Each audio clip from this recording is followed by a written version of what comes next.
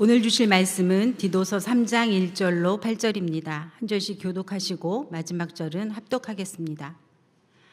너는 그들로 하여금 통치자들과 권세 잡은 자들에게 복종하며 순종하며 모든 선한 일 행하기를 준비하게 하며 아무도 비방하지 말며 다투지 말며 관용하며 모든 사람에게 나타날 것을 기억하게 하라. 우리도 전에는 어리석은 자요, 순종하지 아니한 자요, 속은 자요, 여러 가지 정욕과 행락에 종노릇한 자요, 악독과 투기를 일삼은 자요, 가증스러운 자요, 피차 미워한 자였으나 우리 구주 하나님의 자비와 사랑하심이 나타날 때 우리를 구원하시되 우리가 행한 바 의로운 행위로 말미암지 아니하고 오직 그의 긍휼하심을 따라 중생의 씻음과 성령의 새롭게 하심으로 하셨나니 우리 구주 예수 그리스도로 말미암아 우리에게 그 성령을 풍성히 부어주사 우리로 그의 은혜를 힘입어 의롭다 하심을 얻어 영생의 소망을 따라 상속자가 되게 하려 하심이라. 이 말이 미쁘도다. 원하건대 너는 이 여러 것에 대하여 굳세게 말하라. 이는 하나님을 믿는 자들로 하여금 조심하여 선한 일을 힘쓰게 하려 함이라. 이것은 아름다우며 사람들에게 유익하니라. 아멘. 이경희 목사님께서 그리스도인의 공공생활이란 제목으로 말씀 전해 주시겠습니다.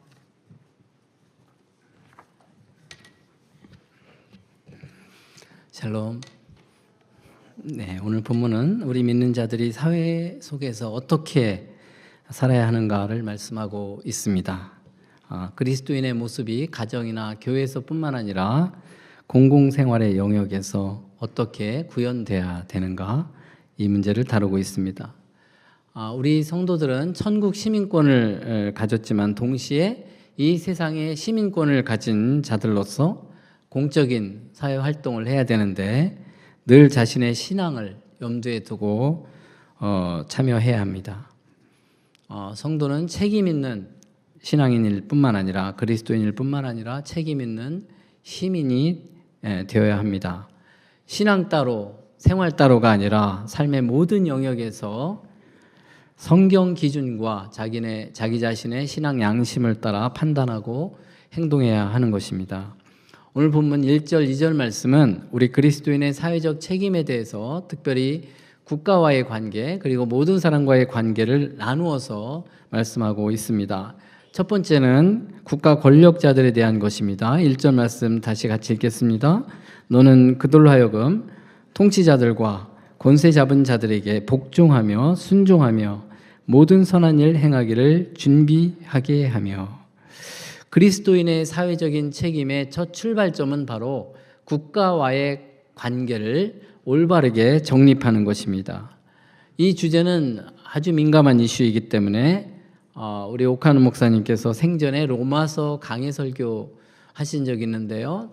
40번째 강의가 바로 로마서 13장 1절 이하 말씀 가지고 정치 문제도 성경적으로 접근해야 합니다라는 주제로 말씀하신 적이 있는데 유튜브에 올라와 있더라고요. 이미 들으신 분들은 많이 있겠지만은 또 안 들으신 분은 꼭 참조하시면 좋을 것 같습니다. 나라 정세 때문에 마음이 어려울 땐이라는 이런 주제로 올라와 있습니다. 이미 성도님들은 이런 국가와의 관계는 잘 교육받아서 정리되어 있을 거라고 생각하지만 오늘 디도서 말씀이 또 말씀하고 있기 때문에 다시 한번 말씀드리고자 합니다. 국가 권세자들에게 복종하고 순종하라고 하는 이 말씀은 오늘날 다원화된 이런 사회 또 민주화된 사회에서는 참 이 말을 들어야 되나 구시대적인 유물로 생각할 수도 있을지 모르겠습니다. 쉽게 받아들이기 어려운 말씀일 수도 있겠습니다만 디도서의 이 가르침을 받는 1차적인 수신자가 어떤 사람들입니까? 이 그레데 사람들은 주전 67년에 로마에 정복당한 이후에 로마 식민지라고 하는 이 멍에를 벗기 위해서 끊임없이 저항하고 그리고 폭동을 일으키고 살인도 서슴지 않았던, 그래서 난폭한 기질로 악명이 높았던 이 그레데 사람들이라고 말씀드린 바 있었는데요. 그레데 교인이라고 해서 그레데에 속해 있기 때문에 이러한 영향을 받지 않으리라고 생각할 수 없을 것입니다. 그래서 이 말씀이 또한 그레데 교인들이 받아들이기 쉽지는 않았을 거라고 생각합니다. 디도서 1장 10절과 16절 말씀 우리가 살펴봤지만 바울도 이러한 그레데 성도들이 불순종하고 불복종하는 그런 정서적인 이런 기질이 있다는 사실을 잘 알고 이 편지를 쓰고 있는 것입니다. 그럼에도 불구하고 우리 그리스도인들이 국가 권력자들에게 복종해야 되는 이유는 로마서 13장 1절 말씀대로 국가 권세는 하나님께로 난 것이고 그 권세는 하나님이 정하신 것이기 때문입니다. 이 바울은 국가 통치자들이 바로 하나님이 세우신 신적 이 권위를 갖고 있기 때문에 국가에 속한 시민들이 통치자의 권세를 거부하는 것은 하나님의 명을 거스리는 것이므로 하나님의 심판을 자취하는 것이라고 로마서 13장 2절 말씀에 이어서 말씀하고 있습니다. 또 한편으로 이 말씀을 보면 국가 통치자의 권위는 독립적인 권위가 아니라 하나님에게서 주어진 그런 파생적인 권위이기 때문에 세상의 통치자들 역시 이 하나님의 이 권위를, 하나님이 주신 이 권위를 하나님보다 더 큰 권위를 자기가 가진 것처럼 주장하거나 하나님 뜻대로 통치하지 않으면 하나님의 준엄한 심판을 받게 될 것입니다. 예수께서 가이사의 것은 가이사에게, 하나님의 것은 하나님께 바치라라고 하신 이 말씀은 우리가 많이 인용하는데요. 세상 권세와 하나님의 권위가 동등하다는 말씀이 아니고요. 또 세상 나라와 하나님 나라가 완전히 별개의 독립적인 것으로 보는 그런 이원론적인 그런 해석의 근거를 제공하는 것이 아닙니다. 오히려 하나님의 뜻, 하나님의 그 높은 뜻을 성취하는 그 차원, 그 높은 원리에 의해서 이 둘이 세상 나라와 하나님 나라가 결합되어 있는 것입니다. 그렇기 때문에 우리가 그리스도인으로서 첫 번째 충성해야 될 대상은 바로 하나님을 향해야 되고, 하나님을 향한 충성이 국가에 대한 의무와 충돌될 때는 당연히 하나님에 대한 의무가 우선인 것입니다. 그렇기 때문에 국가 권력자들에게 복종하고 순종하라고 하는 이 말씀은 언제나 무조건 국가에 맹종해야 된다는 뜻이 아닙니다. 오히려 세속 정부의 명령이 복음에 일치하는지 우리가 분별하면서 따르는, 분별할 줄 아는 그 순종이어야 되는 것입니다. 바울은 이 국가가 성경의 규범에 부합하지 않는 일들을 강요할 때는 어떻게 할 것인가에 대해서는 다루지 않습니다. 말하고 있지 않습니다. 통치자들과 권세자들에게 복종하고 순종하라고 하는 그런 일반적인 원칙만을 말하고 있습니다. 그 이유에 대해서 신학자 중에 이렇게 해석하는 분도 있습니다. 바울이 이 편지를 쓸 당시 주 57년경으로 생각되는데요. 그 당시는 네로 황제가 아직은 선정을 베풀 때이었기 때문에 네로의 전반부의 통치는 바로 특별히 문제가 없었기 때문에 이런 말을 한 것으로 보기도 하지만, 사실은 바울이 살았던 그 시대는 전체에 걸쳐서 어느 시대를 막론하고 그 당시 시대는 세속 정부의 그런 폭정과 부패로 얼룩진 시대였습니다. 그렇기 때문에 교회와 국가와의 관계를 단순히 로마서 13장 말씀만 가지고 결정하기는 쉽지 않습니다. 성경 전체의 맥락에서 살펴봐야 되는 것입니다. 예를 들면 베드로를 비롯한 사도들은 예수 부활의 복음을 전하지 못하게 하는 종교 권력자들의 그런 위협에 굴하지 않고 사람보다 하나님께 순종하는 것이 마땅하다라고 말했습니다. 사도행전 5장에 나와 있죠. 그리고 요한계시록을 보면 하나님의 백성을 핍박하는 이 세속적 권력이나 제국들, 로마를 비롯한 이 제국들, 그리고 종교적 이런 권력이나 거짓 선지자들을 뭐라고 얘기하냐면 사단의 조종을 받는 짐승들이라고 묘사합니다. 세속 정부가 하나님에 대한 헌신을 방해하거나 하나님의 뜻에 어긋나는 명령을 할 때 세상 통치에 불복종할 수 있는 것입니다. 정부가 성도들로 하여금 하나님께 불순종하도록 강요하는 것을 결코 허용해서는 안 됩니다. 물론 정부의 폭정에 대항하기 위해서 폭력을 동원해서 심판을 수행하는 것은 교회의 권한은 아닙니다. 바울이 당시의 세상 통치자들의 폭정과 부패 행위를 잘 알고 있었음에도 불구하고 세속 정부에 순종하고 복종하라고 하는 것은 바로 선을 장려하고 그리고 악을 징벌하는 국가가 지닌 본질적인 역할을 강조하고 있는 것입니다. 국가는 악을 징벌하고 선을 장려하는 그런 이중적인 의무를 갖고 있다는 것입니다. 로마서 13장 3절 4절 같이 읽겠습니다. 다스리는 자들은 선한 일에 대하여 두려움이 되지 않고 악한 일에 대하여 되나니 내가 권세를 두려워하지 아니하려느냐? 선을 행하라. 그리하면 그에게 칭찬을 받으리라. 그는 하나님의 사역자가 되어 내게 선을 베푸는 자니라. 그러나 내가 악을 행하거든 두려워하라. 그가 공연히 칼을 가지지 아니하였으니 곧 하나님의 사역자가 되어 악을 행하는 자에게 진노하심을 따라 보응하는 자니라. 바울은 이 사역자라는 말을 보통 신실한 그리스도인들, 그리스도의 종들에게 사용합니다. 이 디아코노스라고 하는 이 단어를 그렇게 쓰는데 오늘 이 로마서 13장 4절에 보면 바로 세상 통치자들을 하나님의 사역자라고 얘기합니다.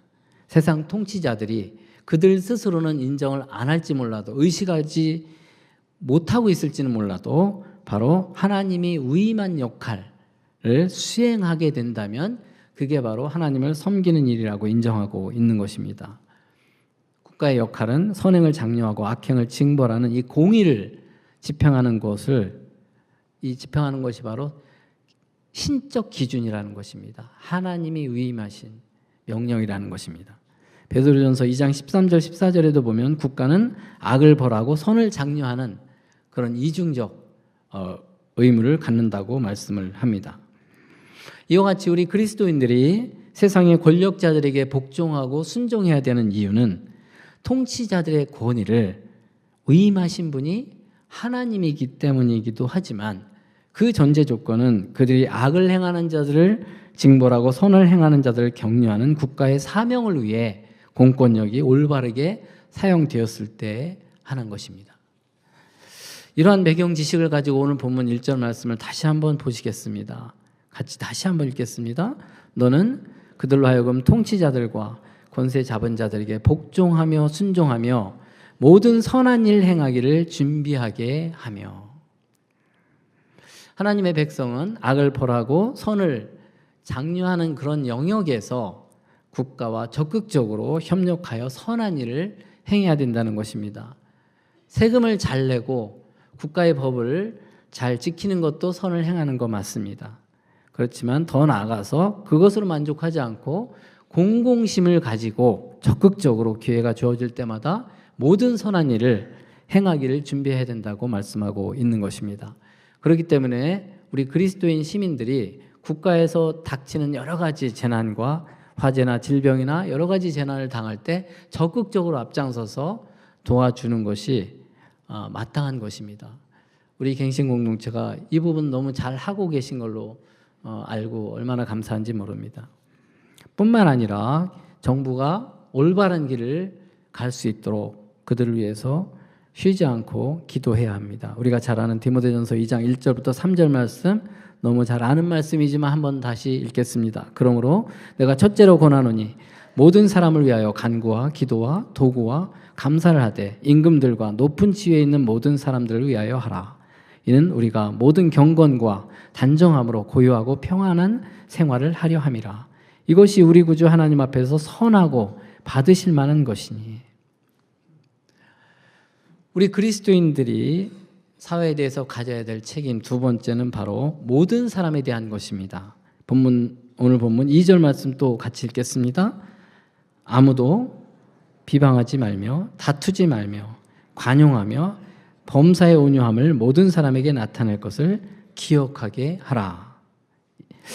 기억하게 하라. 바울이 이미 그레데에 있는 동안에 그레데 교인들에게 이 말씀을 가르쳤다는 것입니다. 그런데 우리가 그리스도인들이 접하는 모든 사람들에 대해서 가져야 될 네 가지 태도를 제시합니다. 그것은 소극적인 면에서 해야 될 두 가지는 뭐냐면 비방과 다툼을 하지 말아야 된다는 것입니다.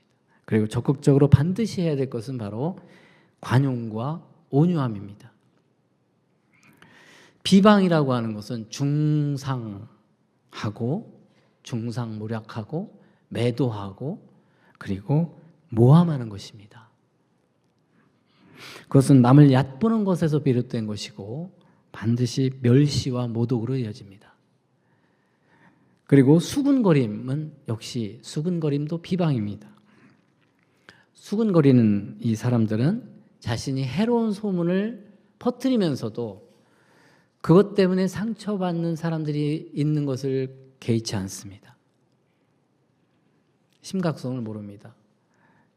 특히 중상모략은 다른 사람을 악의적으로 비방하거나 상처를 주는 것인데요. 그것은 교회뿐만 아니라 교회 가정에서도 그렇고 사회 화평을 깨뜨리는 그런 결과를 가져올 수 있습니다. 우리 그리스도인들은 가정이나 교회나 사회에서 바로 화평케 하는 자, 피스메이커로 알려져야 됩니다. 다투지 말라고 하는 이것은 문자 그대로 싸우지 말라고 하는 것인데 특별히 자신의 의견과 다른 사람들에 대해서 말과 행동에서 공격적이지 않아야 된다는 것입니다. 뿐만 아니라 그 싸움이나 선동에 휘말려서 현혹당하고 참여하지 말아야 된다는 것입니다. 특히 정치적인 견해가 다르다고 해서 다투거나 분쟁하거나 비방하지 말고 존중해주고 다투지 말아야 됩니다. 존중하면 됩니다. 다른가 보다. 그리고 관용하라고 하는 것은 자신의 이익과 권리를 주장하지 않고 타인의 어려움을 돕는 자세를 말합니다. 특별히 이 관용하라는 것은 화해를 도모하라는 뜻을 담고 있습니다. 또 우리가 행해야 될 온유함은 바로 단순한 복종이나 너그러운 이런 태도가 아니라 바로 범죄한 사람을 대할 때 특별히 필요한 덕목이 바로 온유함입니다. 갈라디아서 6장 1절 말씀을 보면 형제들아 만일 무슨 범죄한 일이 드러나거든 신령한 너희는 온유한 심령으로 그러한 자를 바로잡고 너 자신을 살펴보아 너도 시험을 받을까 두려워하라 이렇게 말씀하고 있습니다. 범죄한 사람을 바로잡을 목적으로 친절하고 인내하면서 정중하게 대하는 것이 바로 온유함이라는 것입니다. 온유함이 없이 바로잡으려고 하면 반드시 비방과 다툼을 일으키게 돼 있습니다. 그리고 바로잡음 없이 그냥 온유하기만 해서는 변화가 없습니다. 선한 영향력을 미칠 수가 없는 것입니다. 바로잡을 목적으로 이 온유함의 이 성품을 가지고 대해야 됩니다. 그런데 그 과정에서 갈라디아서 아까 6장 1절 말씀대로 그 전후 과정에서 반드시 선행돼야 될 것은 자기 자신을 살펴봐야 된다는 것입니다. 너 자신을 살펴봐. 너희도 시험을 받을까 두려워하라. 교회는 결국 교회 내에서 문제뿐만 아니라 세상에 대해서 바로잡는 데 온유함이라고 하는 이 덕목을 가지고 바로잡는 것입니다.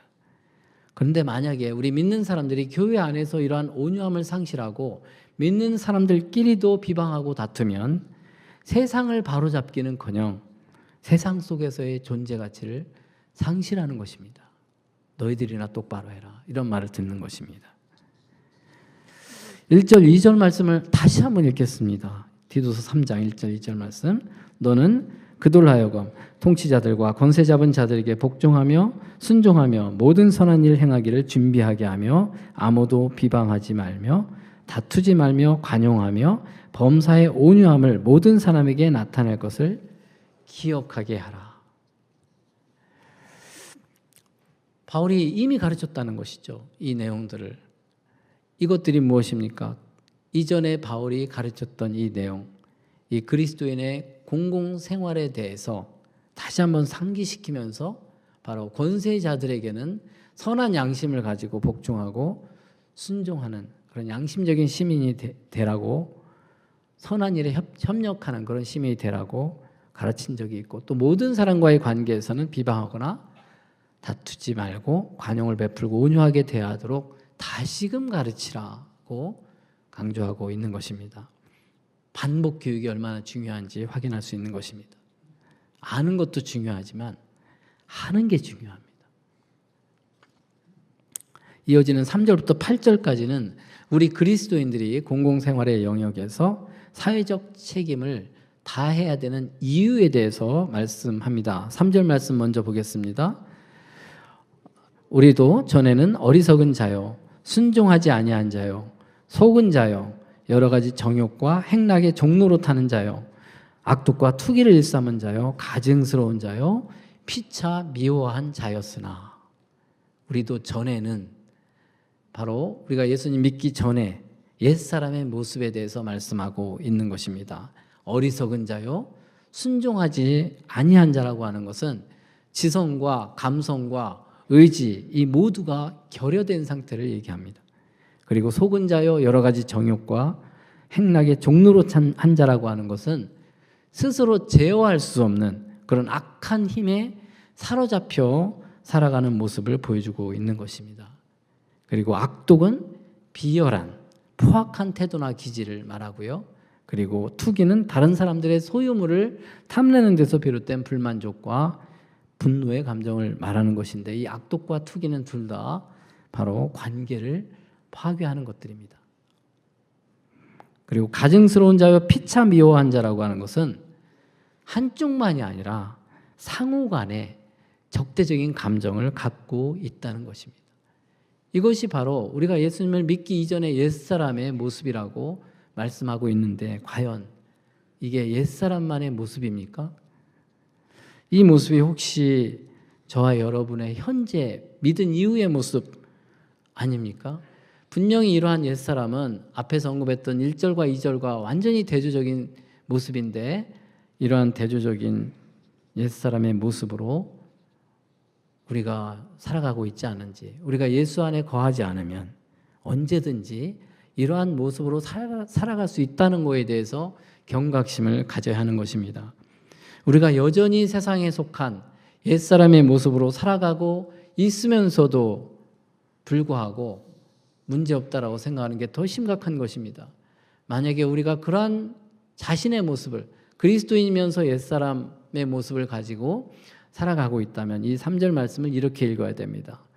우리가 지금도 여전히 순종하지 않는 자요, 속고 있는 자요, 여러 가지 정욕과 행락에 종노릇하고 있는 자요, 악독과 투기를 일삼고 있는 자요, 가증스러운 자요, 피차 미워하는 자이오니. 이걸 깨닫는다면 주여, 이러한 저를 불쌍히 여겨 주시옵소서. 그리스도인답게, 새 사람답게 회복시켜 주시옵소서. 저절로 기도하고 하나님의 은혜를 구하게 되지 않겠습니까? 우리가 스스로 하나님 앞에서 끊임없이 자기 자신에 대해서 자신의 진실에 직면할 필요가 있습니다.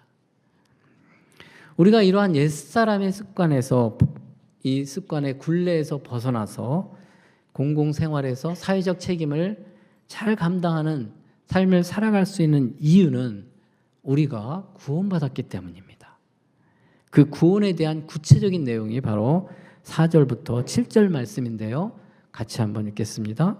우리 구주 하나님의 자비와 사람 사랑하심이 나타날 때에 우리를 구원하시되 우리가 행한 바 의로운 행위로 말미암지 아니하고 오직 그의 긍휼하심을 따라 중생의 씻음과 성령의 새롭게 하심으로 하셨나니 우리 구주 예수 그리스도로 말미암아 우리에게 그 성령을 풍성히 부어 주사 우리로 그의 은혜를 힘입어 의롭다 하심을 얻어 영생의 소망을 따라 상속자가 되게 하려 하심이라. 이 말씀은 신약 성경 중에서 구원에 대해서 설명하는 말씀 중에 가장 주옥 같은 말씀을 담고 있어서 이 말씀은 4절부터 7절 말씀은 바로 사도적 전통에서 비롯된 세례 신조이거나 찬송 시가 아니었겠나. 그래서 사도 바울이 이 사도적 전통에서 비롯된 이 주옥 같은 이 구원에 관한 말씀을 인용하고 있는 것으로 보기도 합니다. 길지만 한 문장인데요. 헬라어로 한 문장인데 주 동사가 바로 우리를 구원하시되 5절에는 우리를 구원하시되 우리를 구원하셨다가 이게 주동사입니다. 우리 그리스도인들이 공공생활에서 사회적 양심을 가지고 사회적 책임을 다해야 되는 이유는 한마디로 말해서 하나님께서 우리를 구원하셨고 우리를 변화시켰기 때문에 사회 속에서 그렇게 살아갈 수 있다는 것입니다.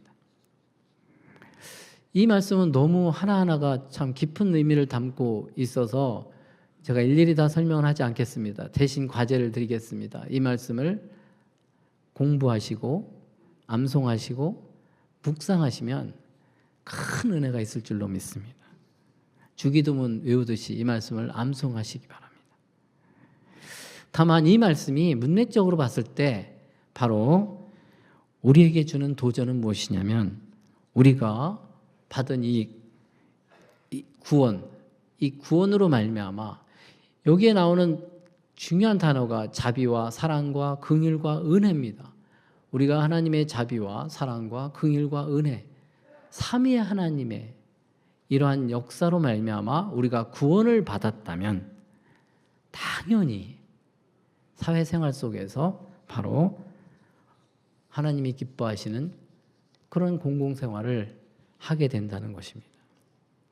우리가 받은 구원이 공공생활, 하나님이 기뻐하시는 공공생활의 원동력이라면 우리가 구원받았다는 사실을 부끄럼 없이 자신 있게 얘기할 수 있어야 될 뿐만 아니라 사회에서 이런 착한 행실을 보임으로써 오히려 예수를 모르는 사람들이 구원받기를 바라는 구원에 관심을 갖게 되는 그런 열매를 맺게 된다는 것입니다. 그렇지만 현실은 어떻습니까? 요즘 점점 사람들이 구원에 관심이 없습니다.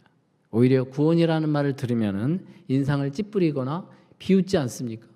예수 천당 불신지옥 외치는 사람들을 대하는 사람들의 시선이 어떻습니까? 미쳤다고 하지 않습니까? 너나 똑바로 믿어라.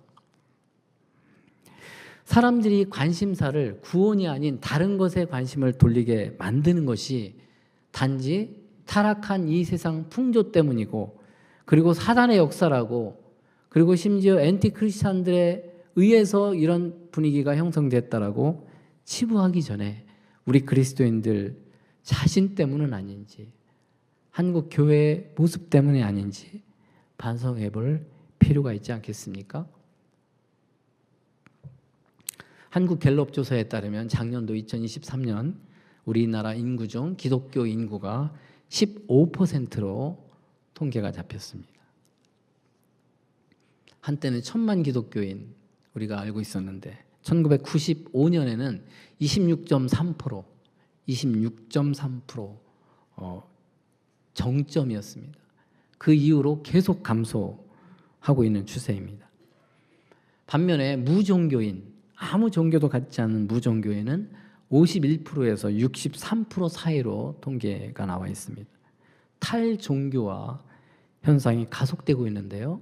굉장히 아이러니컬한 사실은 뭐냐면 오히려 종교인의 범주에 포함되지 않은 무속인들, 종교인이라고도 할 수 없는 그런 미신에 빠진 그런 역술인과 무당과 같은 무속인의 수가 지난 수십 년간 꾸준히 증가해 오다가 2017년에 그 무속에 빠진 비회원들 포함하면 100만 명에 이른 것으로 추정합니다.